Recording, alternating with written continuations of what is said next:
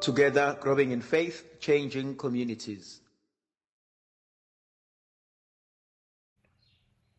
Ngegama likayise benendodana nomoya ocwebileyo. Baba wethu osezulwini, maliphathwe ngomngcwele igama lakho, umbuso wakho mawufike, intando yakho mayenziwe emhlabeni njengasezulwini. Ake usiphe namuhla isinkwa sethu semihla ngemihla, usithethelele izono zethu njengoba nathi sibathethelela abasonayo. Ungasingenise ekulingweni kodwa usindise kokubi. Amen. Yethi Maria ugcwele igracia, inkosi nawe, ubusisiwe wena esifazaneni, ibusisiwe nenzalo yesisu sakho uJesu. Maria ucebileyo, nina kaNkulunkulu, mawusikhulekele thina bayizoni, manje nasesikhathini sokufa kwethu. Amen. Hail Mary, full of grace, the Lord is with you. Blessed are you amongst women, and blessed is the fruit of thy womb, Jesus. Holy Mary, Mother of God, pray for us sinners now and at the hour of our death. Amen. Yethi Maria ugcwele igracia, inkosi inawe, ubusisiwe wena esifazaneni, ibusisiwe nenzalo yesisu sakho uJesu. Maria ucebileyo, nina kaNkulunkulu, mawusikhulekele thina bayizoni, manje nasesikhathini sokufa kwethu. Amen. Hail Mary, full of grace, the Lord is with you. Blessed are you amongst women, and blessed is the fruit of thy womb, Jesus. Holy Mary, Mother of God, pray for us sinners now and at the hour of our death. Amen.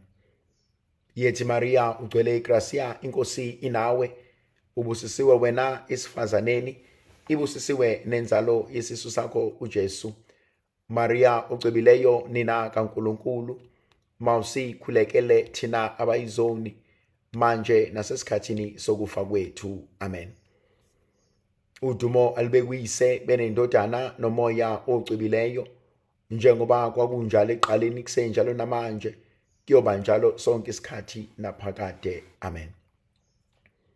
Nkulunkulu somandla, ise wenkosi yethu uJesu Kristu, umqalisi nomphelelisi wezinto zonke, wena oyindoda yamadoda, uNkulunkulu ophilayo, uNkulunkulu ohlala nathi. Izwi lakho linamandla, izwi lakho liyaphila, izwi lakho liwisa imsedari. Hlala nabantwana bakho, babusise, bavikele, bakhanyisele, banika amandla nomusa nothando nenkazimulo evela kuwena. Ake uhlale nabo, banikeze isihawu sakho, ubanikeze konke lokhu abakuswelayo, abakudingayo. Busisa-ke uNkulunkulu somandla usuku labo lwanamhlanje. Busisa-ke Jehova namandla besaqala. Busisa uNkulunkulu wethu nabakukhulekelayo. uNkulunkulu somandla benana nibusisa, anivikele, anikhanyisele, anika amandla nomusa nothando. Igracia lakhe malibonakale ezimpilweni zenu. Manithole isihawu sakhe okuyena uhlala enomusa ezimpilweni zabantwana babantu. Sengathi uJehova uNkulunkulu somandla anganithwala. Sengathi uJehova uNkulunkulu somandla anganikeza umusa nothando lwakhe. Igracia lakhe malibonakale kunina njalo, manithola umusa wakhe ngezikhathi zonke. Yena nguyise nendodana nomoya ocwebileyo. Amen. Thando zami, ngiyafisa ukuba sibuke ivangeli lika Lucas chapter 13. Ngifisa sibuke from verse 10. And as he was teaching in one of the synagogues on the Sabbath, and behold, there was a woman which had a spirit of infirmity 18 years, and was bowed together, and could not and could in no wise way lift herself up. And when Jesus saw her, he called her to him, and he said unto her, Woman, thou art loosened from thy infirmity. Be freed and healed of your infirmity. Thandwa zami, there are few things engifisa ukuzibuka in these few verses. uJesu uyangena on a Sabbath day, and he notices a woman who is crippled. He notices a woman who is bowed down. He notices a woman who's been suffering for 18 years. And the only words he says to her, woman, be set free of your infirmity. Be liberated from the things that trouble you. Namhlanje kuseni ngifisa ukukhulekela izinto ezisibophayo. Izinto ezisenza izigqila. Izinto ezisenza siphile impilo engeyona eyethu. Namhlanje izwi engifisa ukuba sihambe nalo, be set free from your infirmity. That's the word for today. Be set free from whatever. Infirmity, fear, sadness, hurt, self-destructive behaviors, addictions, whatever it is. Sikhulekela uNkulunkulu ukuba asikhulule. Sikhulekela uNkulunkulu ukuba asihlanze. Sikhulekela uNkulunkulu ukuba asinikeze amandla. Uthi uJohanesi evangelini lakhe, when the Son of Man sets you free, you will be free indeed. Uma uNkulunkulu ekukhulula, uyakuba ngokhululewe impela. Na namhlanje kuseni ngikhulekela that freedom from the spirit. Na namhlanje kuseni ngikhulekela that freedom from the heart. Na namhlanje kuseni ngikhulekela that freedom from the clutches. Na namhlanje kuseni ngikhulekela that freedom that wants to bring us back to who we are, to who we are destined to be. Na namhlanje kuseni sicela lamandla kaNkulunkulu abonakaliswe empilweni zethu. That's the word I want us to live with. That's the word I want us to nourish. That's the word I want us to chew from.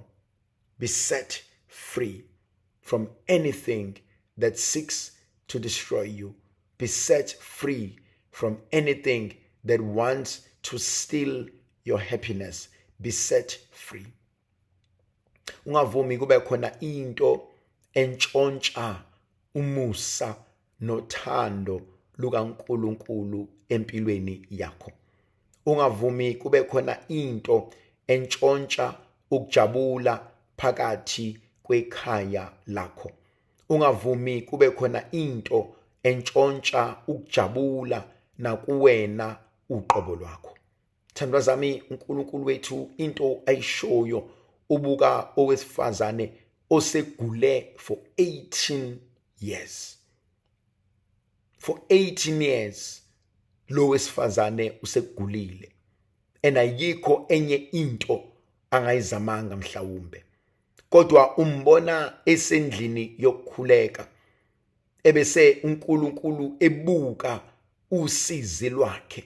Ebese uNkulunkulu eqonda ukuthi lona izinto zakhe akumele engabe zinje.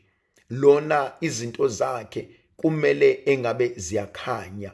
Lona izinto zakhe kumele engabe zikude empilweni. Namhlanje kuseni ngithi uNkulunkulu akabuke izinto obhekene nazo. uNkulunkulu akabuke izimo okuzona. uNkulunkulu akabuke ukuxakeka kwakho. uNkulunkulu akalalele imkhuleko esekujuleni kwenhliziyo yakho maqedane akwenzele iqiniso. Uthi umkhuleko engicela ukupha wona namhlanje kuseni, Nkosi enza iqiniso ngami. Nkosi enza iqiniso ngami. Yabona ithandwa zami, ngiyafisa ngelinye ilanga abantu babuke amandla kaNkulunkulu bathi sibanibani, kodwa uNkulunkulu wakwenzela iqiniso ngabantu bakho. Sibanibani, uNkulunkulu wakwenzela iqiniso ngomndeni wakho. Sibanibani, uNkulunkulu wakwenzela iqiniso emsebenzini. Kuyo yonke into after 18 years lo wesifazane, yabona kumina kuvuka lo mhlabeleli othi akudingwa nasibani ngoba uJesu ulilanga. Akubalwa naminyaka ngoba uNkulunkulu uyaphelelisa. Ngiyafuna ukuthi kuwena kuyo yonke into osodlule kuyona, kuyo yonke into oyaziyo, thana Nkosi yenza iqiniso kubantu bami. Nkosi yenza iqiniso emshadweni wami. Nkosi yenza iqiniso kuzo zonke izinto engidlule kuzona. Ngiyamethemba uNkulunkulu ukuthi uzobona engithinta kakhulu owesifazane akayiyelanga, engithinta kakhulu owesifazane akayiswanga kuJesu, engithinta kakhulu owesifazane needed no introduction, engithinta kakhulu uNkulunkulu wabona maqedane waveza umusa. Nanku umkhuleko wami engithi ukhuleke namhlanje. Nkosi ngibone maqedane ungenzele umusa. Nkosi ngibone maqedane ungenzele umusa. Uyabona kumina lento ithi, may the Lord see you. May his grace locate you. May the Lord notices you. Nkosi ngibone maqedane ungenzele umusa. Yangithinta indaba yalo wesifazana. Iyodwa into akumele yenze ukubonwa uNkulunkulu. Iyodwa into eyayizomphilisa ukuthi ngalolu suku uNkulunkulu wambona. Ngalolu suku uJehova wamvezela amehlo ahlukile. Ngalolu suku uNkulunkulu kunento ayenza kuyena maqedane kwashintsha izinto. Uyabona engqondweni yami kuyavuka ukuthi mhlawumbe izulu lahlangene, mhlawumbe kwakhulunywa, mhlawumbe kwakwenziwani, kodwa athi methi shazi amehlo kaNkulunkulu aseyambona. Nawe sithandwa sami ngifuna ukuthi kuwena azoke athi shazi amehlo ezulu maqedane akubone. Azoke athi shazi amehlo ezulu maqedane uNkulunkulu akunothise. Azoke athi shazi amehlo ezulu ebese kuvuka amaminithi ukuthi Nkosi usegule for 18 years. Azoke athi shazi athi Nkosi akekho umntwana ake amgona bonke bayaphuphuma. Azoke athi shazi athi Nkosi akakaze ajabule empilweni yakhe yonke. Azoke athi shazi athi Nkosi ubesephenduke umuntu wenhlamba. Azoke athi shazi athi Nkosi ungamshiyi usibanibani ungambusisanga. Funa ukuthi kuwena sengathi uNkulunkulu angakubheka ngomusa. Sengathi uNkulunkulu angakubheka ngeqiniso. Sengathi uNkulunkulu angakwenzela umusa. Sengathi uNkulunkulu angakubona esitshukwini. Sengathi uNkulunkulu angakubona odakeni. Sengathi uNkulunkulu angakubona esidakeni. Sengathi uNkulunkulu angakubona nasemgodini. Sengathi uNkulunkulu angakufuna azakuthole. May his grace locate you. That's your word for today. May God's grace locate you.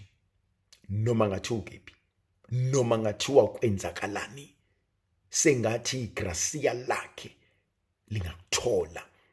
Sengathi ubuso bakhe namehlo akhe angahlangana nawe.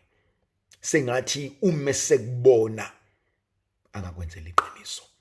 Thandwa zami ngufakazi. uNkulunkulu uyalenza iqiniso empilweni yomuntu. uNkulunkulu uyahlala empilweni yomuntu. uNkulunkulu uyalungisa empilweni yomuntu. uNkulunkulu uyadala empilweni yomuntu. uNkulunkulu uyalapha empilweni yomuntu. uNkulunkulu uyawenza umsebenzi empilweni yomuntu. Elingithinta kakhulu be set free. Be loosened, be liberated from whatever sought to destroy you. Sengathi izitha zakho zingaphenduka izitha zikaNkulunkulu. Sengathi uxakeka kwakho kungafinyelela kuqala emehlweni kaNkulunkulu. Sengathi inyembezi zakho zingahlangana nomusa kaNkulunkulu. Sengathi okuyena oqalile umsebenzi angawuphetha empilweni yakho.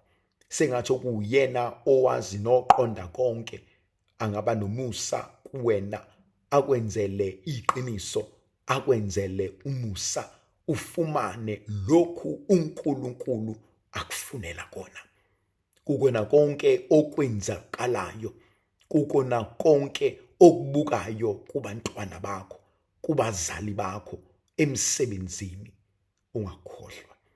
Uyothi mesekubonile, uyothi mesekuzwile, ngeke utshelwe omunye umuntu.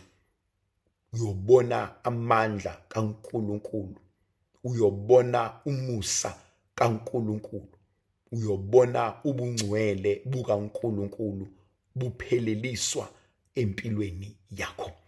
Sengathi uNkulunkulu womusa angaba nawe, sengathi uNkulunkulu wothando angakuvikela, sengathi uNkulunkulu wobubele bonke angakwenzela iqiniso.